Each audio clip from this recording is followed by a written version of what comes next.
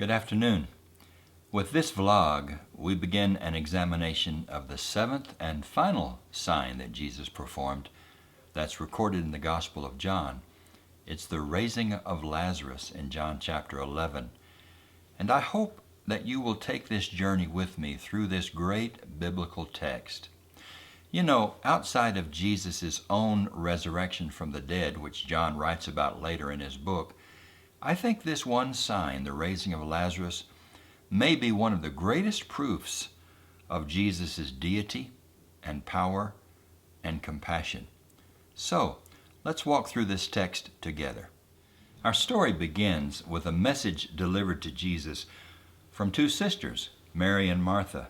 They were his close friends, the Bible tells us. And what was their message?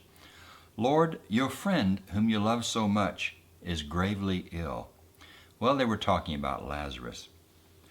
Even though Jesus loved Mary and Martha and Lazarus, according to the biblical text, he waited 2 whole days to leave for Lazarus' bedside. Now, we might ask, why did Jesus wait so long to go and be with Lazarus? Surely there is no callous disregard for the sisters' concern. In verse 4 of this very chapter, John chapter 11, Jesus says that it's for the glory of God and that the Son of God might be glorified. So maybe Jesus has that in his mind. If he waits a little bit longer, then what will happen will only serve to glorify God. This may sound crass, but does Jesus want to wait until Lazarus dies before he goes to his bedside? And finally, could it be that the Father had not yet told him to go?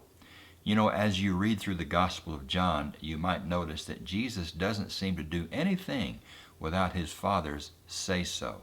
So, perhaps he's waiting for his orders from his heavenly Father. Now, later, Jesus explains to his disciples why he is returning to Judea, a place where the Jews were threatening to stone him.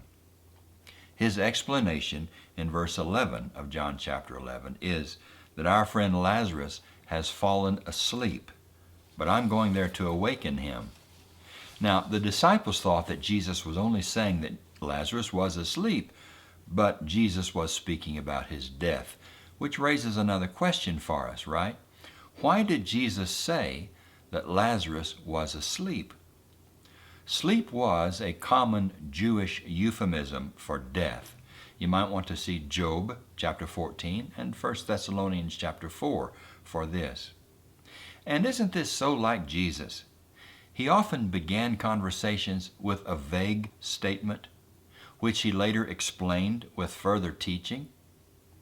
Perhaps Jesus is only trying to show the temporary nature of death and the temporary power that death has over its victims. After all, death is something that someone comes back from, alive and well, because of Jesus' power. Finally, Jesus plainly reveals to the 12, Lazarus is dead.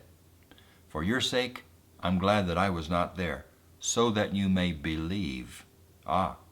So Jesus intends to use Lazarus' death as an opportunity to build their faith in him, wouldn't you say?